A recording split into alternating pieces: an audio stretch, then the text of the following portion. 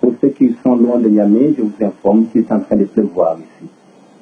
On a prévu l'installation dans les grands halls du CCOG, mais hélas, il a fallu transférer à l'intérieur de la salle de conférence. Pour ce faire, donc on a attendu et nous allons commencer avec vous. Nous avons un grand conférencier ce soir. Mesdames, Messieurs, la solution de facilité dit chacun ça est très difficile à être présenté et puis on passe directement à la conférence. Mais point qu'il en soit, j'ai une petite livre ici que j'ai pu avoir grâce à M. Double Gado et au Franco, ainsi qu'au Feltou. Notre conférencier de ce soir, je l'ai résumé en disant que c'est un grand homme. C'est un historien. Plusieurs livres ont été écrits par lui. C'est un homme de culture, c'est un homme politique. Un homme de culture. Depuis 1955, il a fait un certain nombre de livres qui sont bien connus de vous, tels que Nation, Nègre et Culture, Antériorité des civilisations nègres, Mythe ou Vérité, les fondements culturels, techniques et industriels d'un futur État fédéral d'Afrique noire, l'Afrique noire précoloniale, l'unité culturelle de l'Afrique noire, etc. Il est également linguiste et égyptologue. Pour cet effet, plusieurs autres écrits ont été faits dans ce domaine. Il nous a écrit l'Antiquité africaine par l'image, le peuplement de l'Égypte ancienne et le déchirement de l'écriture néolithique, etc. Il est également physicien. Vous avez sûrement vu ou entendu parler des écrits sur le laboratoire de radiocarbonique de l'IFAN, physique nucléaire et chronologie absolue. Il a participé à la mise en place de plusieurs volumes sur l'histoire générale de l'Afrique, qui a sorti un volume en ce moment. Linguiste, comme je vous l'ai dit, il nous a écrit sur la parenté génétique de l'Égypte pharaonique et des langues négro-africaines. Son dernier volume, La civilisation ou barbarie. Cheikh Anta, comme je vous le dis, historien, philosophe, linguiste, physicien, anthropologue, etc. L'homme qui appartient à la classe des grands hommes, tels que Léonard de Vinci, qui ont tout fait de leur vivant. L'Afrique doit être fière d'avoir eu des fils semblables. En politique, il est également secrétaire général du RND au Sénégal. Ce soir, si je tente de parler de Cheikh Anta, il serait très difficile, comme je vous l'ai dit au début, de le présenter. Il a écrit également plusieurs articles sur les sciences physiques et sur les sciences sociales, des dizaines d'articles. Ce soir, il va nous entretenir sur un thème accueillant, un thème d'actualité, un thème qui concerne vous, moi, un thème, disons, chez nous, sur l'apport de l'Afrique à la civilisation universelle. Thème très alléchant. Pour en savoir plus, écoutons plus le conférencier.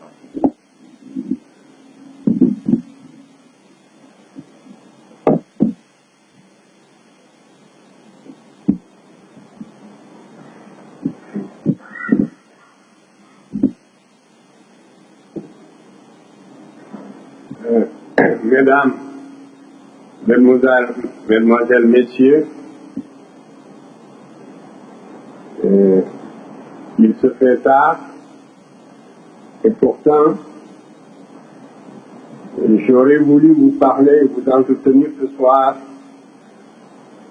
assez longtemps pour pouvoir vous communiquer un certain nombre d'informations qui me paraissent essentielles Hélas, je serai bien obligé de me résumer. Mais j'essaierai, autant que faire se peut, de vous communiquer quand même l'essentiel du thème de ma conférence. Aujourd'hui, en effet, nous devons parler de l'apport de l'Afrique à la civilisation universelle. De quoi s'agit-il? L'Afrique passe pour être un continent fruste qui n'a presque rien apporté à la civilisation. On parle souvent du rendez-vous du donner et du recevoir, en supposant que d'ici là, l'Afrique aura fait ses preuves et que, peut-être, dans la phase ultime du développement de la civilisation universelle, l'Afrique apportera quelque chose à l'humanité. C'est vraiment renverser le courant de l'évolution et raconter l'histoire à rebours que de concevoir le développement historique de cette façon. Parce que c'est bien le continent africain qui fut à l'origine de tout le développement de la civilisation. Je voudrais seulement saisir 3 grandes étapes de cette évolution et m'entretenir avec vous là-dessus. Au tout début donc, maintenant cette question ne se discute plus âprement, mais il y a une trentaine d'années, pour être sérieux, il ne fallait pas considérer que l'Afrique puisse être réellement le berceau de l'humanité. C'était une idée qui paraissait extrêmement saugrenue et il fallait même faire preuve d'un grand courage intellectuel pour avancer une telle pensée. Depuis, la recherche s'est développée et vous en connaissez les résultats. Nous savons aujourd'hui que l'Afrique est bien le berceau de l'humanité. Mais vous me direz tout de suite que le berceau de l'humanité, on a dit que c'est un berceau à roulettes et qu'il passe d'un continent à l'autre. En fait, ceci est inexact. Ce berceau, on l'a placé au début en Asie, pour des raisons bien connues, relevant de la tradition biblique et aussi des apparences. C'est en Asie que se trouvent les 3 races. On a en Asie des noirs, des blancs et des jaunes, et la tradition biblique aussi plaçait le berceau de l'humanité sur ce continent. De la sorte, les premiers archéologues, tels que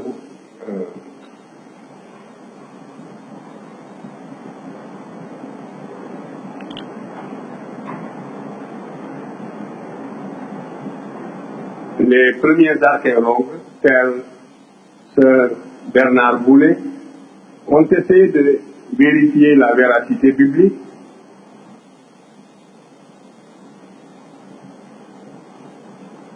Et donc, des fouilles ont été entreprises en Mésopotamie pour montrer que le déluge a bien eu lieu et que la Bible a dit vrai. En Asie, on a trouvé le Pithécanthrope. Ces minces éléments ont suffi pour placer le berceau de l'humanité en Asie. Mais dès que la recherche s'est intensifiée, on s'est aperçu que c'est vers l'Afrique plutôt qu'il faut regarder, d'autant plus que des auteurs comme Darwin avaient déjà suggéré cette idée-là. Maintenant, les fossiles et les vestiges trouvés en Afrique ne laissent plus aucun doute sur le fait que l'Afrique est le berceau de l'humanité. Et depuis que le berceau a été placé en Afrique, je vous l'ai dit, il ne l'a plus quitté. Et chaque jour, la recherche dans le domaine de la préhistoire, en matière, dans le domaine de l'archéologie préhistorique, prouve que l'Afrique est bel et bien le berceau de l'humanité. 6 spécimens d'hommes, si on peut les appeler ainsi, le terme est relativement impropre pour certains d'entre eux, mais pour nous exprimer d'une façon imagée, disons que 6 spécimens d'hommes sont nés en Afrique, ont vu le jour en Afrique. Les 3 premiers n'ont pas atteint, semble-t-il, dans l'état actuel de la recherche, un potentiel d'expansion suffisant pour sortir de l'Afrique. Mais les 3 autres en sont sortis pour peupler les autres continents. Les 3 premiers sont l'Australopithèque robustus, ce sont des noms barbares, je ne m'attarderai pas sur ces questions-là. C'est donc l'Australopithèque robustus, l'Australopithèque gracile et l'Homo habilis. Ces 3 spécimens, on ne les trouve pas sur les autres continents dans l'état actuel de l'archéologie préhistorique, de la recherche dans le domaine de l'archéologie préhistorique.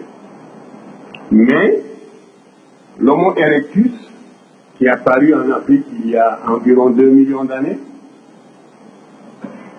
l'homme de Néandertal, que l'on appelle maintenant, et que l'on appelait aussi l'Homo faber, et que l'on appelle maintenant l'Homo sapiens, ainsi que l'Homo sapiens sapiens, ces 3 variétés sont sorties de l'Afrique pour aller peupler le reste du monde. L'Homo erectus est sorti de l'Afrique très probablement vers 1 700 000 ans. Il y avait 2 voies de sortie pour cette humanité, soit par l'isthme de Suez, soit aussi par le détroit de Gibraltar. Ce sont les voies qui ont été pratiquées par la première humanité née en Afrique sous la latitude du Kenya, dans cette région de l'Afrique de l'Est, qui comprend à la fois l'Éthiopie, le Kenya, la Tanzanie et même l'Afrique du Sud. Donc, cette humanité qui est née dans cette région est sortie de l'Afrique par l'isthme de Suez et par le détroit de Gibraltar. L'Homo erectus est entré en Europe il y a environ 400 000 ans. Il a été suivi par l'homme de Néandertal, très probablement vers 100 000 ans ou 150 000 ans. Et l'Homo sapiens sapiens lui-même, c'est-à-dire l'homme qui est à la fois comme vous et moi, c'est la dernière forme, si vous voulez, de l'humanité. L'Homo sapiens sapiens est sorti de l'Afrique il y a 40 000 ans et est allé peupler également l'Europe. Voilà donc le processus de la formation, si vous voulez, de l'humanité, de l'apparition de l'humanité, et aussi le déplacement de cette humanité vers les autres continents. Si l'humanité était restée seulement en Afrique, elle ne se serait pas différenciée en races. Le continent africain présente une climatologie qui ne justifie pas extrêmement la différenciation raciale. Donc la race est une notion géographique.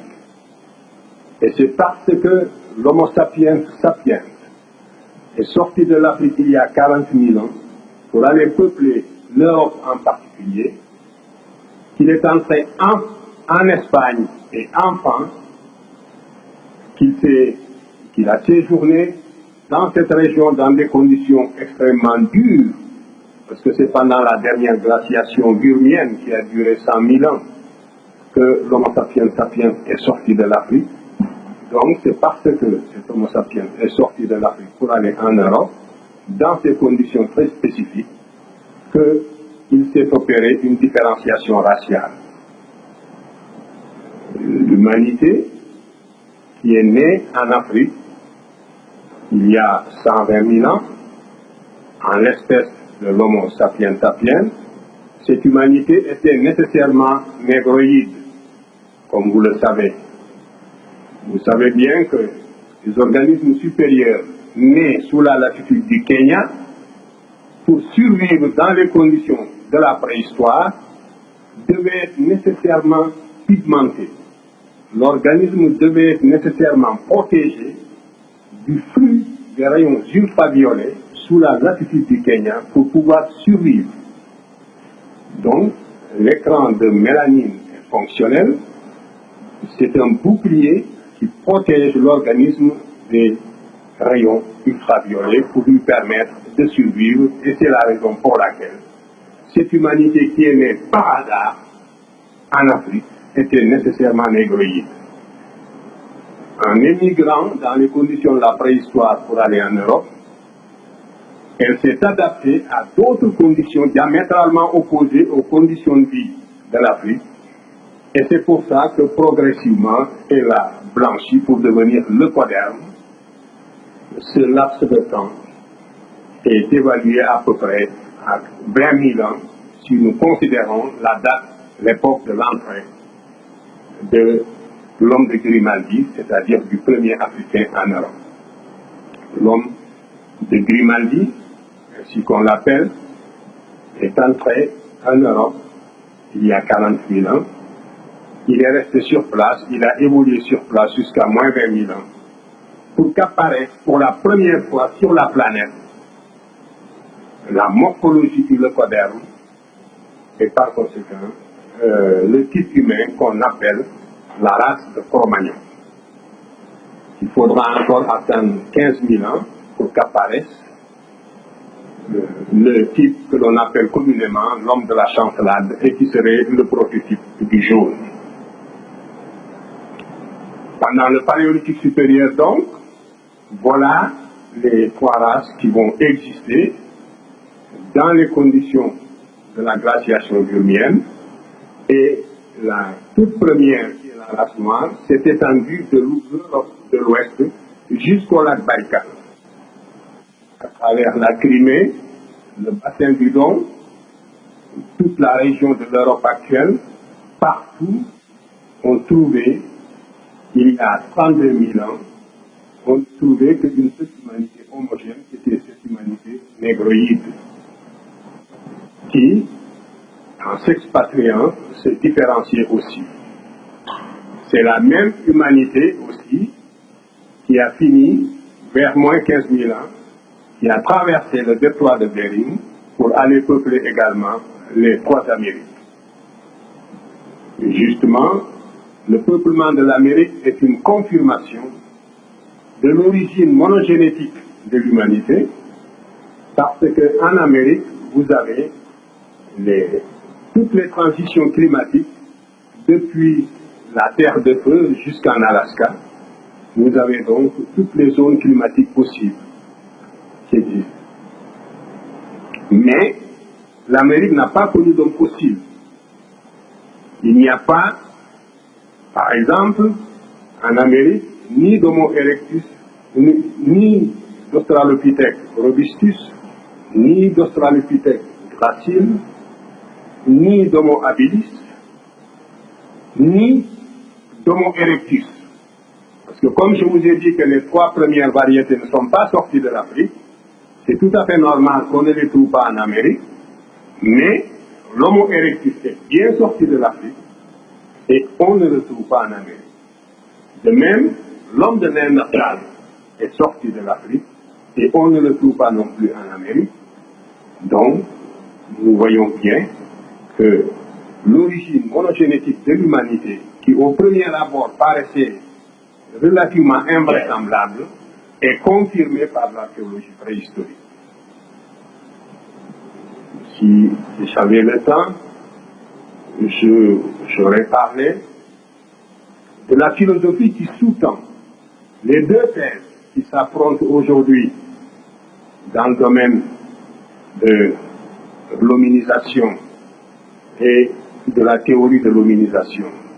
Vous savez bien qu'il y a la thèse monogénétique qui s'appuie sur toutes ces données de l'archéologie préhistorique, mais à côté aussi, il y a la thèse polycentrique qui voudrait que certaines conditions étant réunies, la nature ait créé ici un homme jaune, là un homme blanc et ailleurs un homme noir.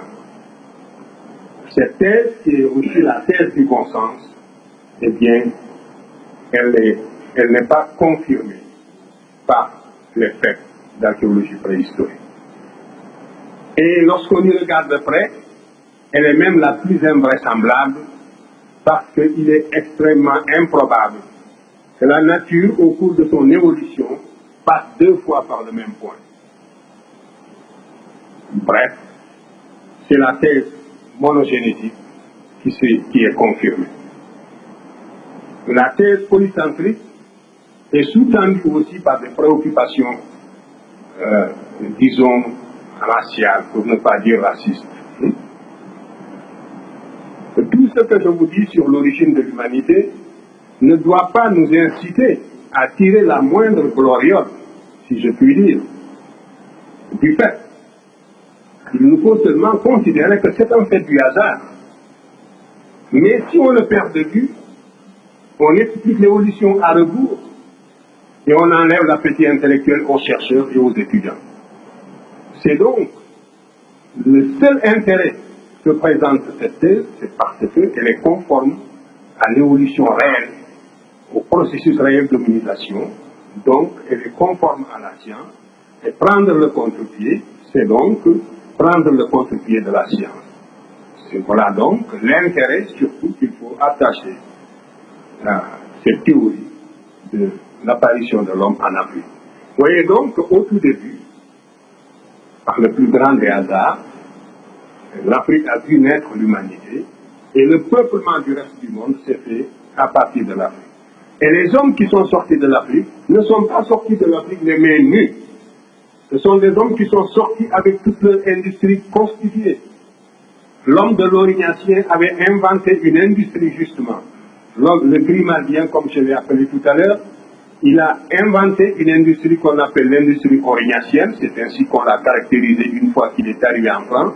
Mais cet homme est entré en Europe avec son industrie bien constituée. L'industrie orignacienne, dont cet homme est responsable, n'est pas née en Europe. Elle a été inventée de l'extérieur. Et les inventions qui se situaient au niveau de la Terre à cette époque étaient de véritables révolutions. Cela aussi, il ne faut pas le perdre de vue. C'était le sommet du progrès. C'était au moment où l'homme devait affronter la nature, une nature quasi vierge, n'est-ce pas, pour la dompter. Et dans ces conditions-là, qui étaient des conditions extrêmement dures que l'imagination peut à peine aujourd'hui reproduire, les hommes, à cette époque-là, c'est l'Afrique qui a porté aux autres continents.